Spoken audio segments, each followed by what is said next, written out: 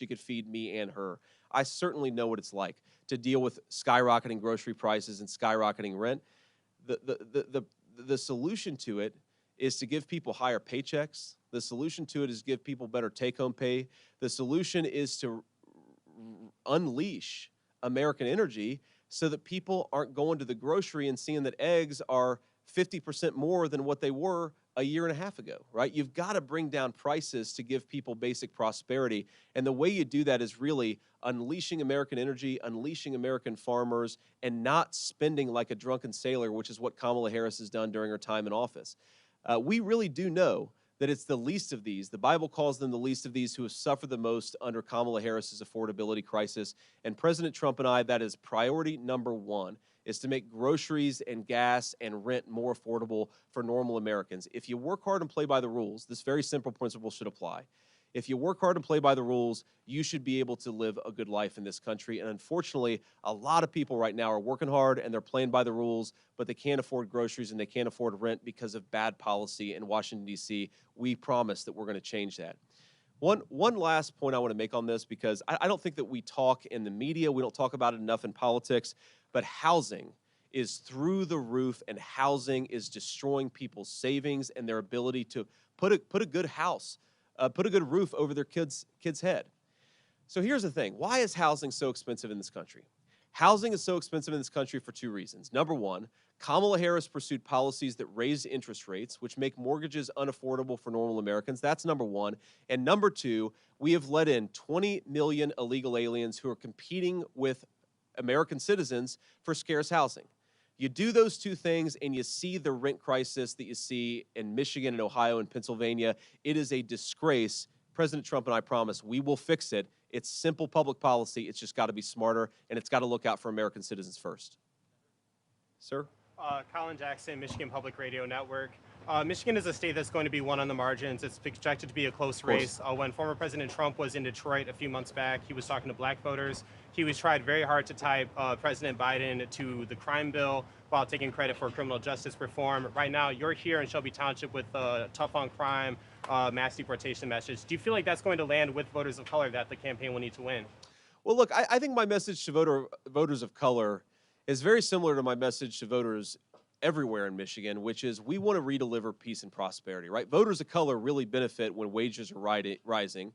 Voters of color really benefit when normal people can afford to buy a home, and we want to bring back some of those common sense policies. But I mean, if you look at the statistics, when you allow rioters to set fire to a city, or when the police are not empowered to do their job, it is very often voters of color that suffer disproportionately, right? It is voters of color who benefit the most from public safety, and I think that we have to get some common sense back. Now, that doesn't mean, of course, that we don't want police to have good relationship. Tough on crime does not mean tough on every single person who lives in a neighborhood with high crime. But when I talk to people in neighborhoods with high crime, often, not always, of course, voters of color, they actually love the police. They've got good relationships with the police. Of course, there are bad apples here and there, but most people recognize the police are there to keep them safe. And if we don't make it possible for the police to lock up the bad guys, the murderers, the armed robbers, then it is very often black voters, especially in the state of Michigan, who suffer the most. You know, one thing that really bothers me about the left's narrative on criminal justice reform and a lot of their attacks on police is, again, that it is very often black voters who suffer the most when the police aren't empowered to do their job. We have got to change this. There's an idea out there, I think, that Americans often forget that the worst violent criminals, right? It's a very small group of people who commit the most egregious and most often commit the worst violent crimes. Nobody, black, white, or anything else, wants us to do anything other than lock up the most violent criminals. You do that, and you empower the police to do that, you solve a whole host of the violent crime problem, and voters of color, I think, benefit from that as much as anybody. Sir. Senator Jared Hake from NBC News. You have repeatedly suggested that the only reason Kamala Harris didn't pick Josh Shapiro to be her running mate is because of his Jewish faith. Do you have any evidence to support that assertion, that a person who's married to a Jewish man is somehow anti-Semitic or bowing to anti-Semites? Well, I reject the premise of the question. I did not say that that was the only reason that Kamala Harris didn't choose Josh Shapiro. So you should, take a little less DNC talking points when you ask your questions and ask a real question. I have suggested that Kamala Harris was motivated, or at least her party was motivated by anti-Semitism. And the evidence that I offer for that is what dozens of Democratic activists said in the run-up to her selecting her nominee. There were multiple grassroots activists, multiple media personalities, multiple people with influence in the Democrat Party who suggested that she should not choose Josh Shapiro because of his ethnic background.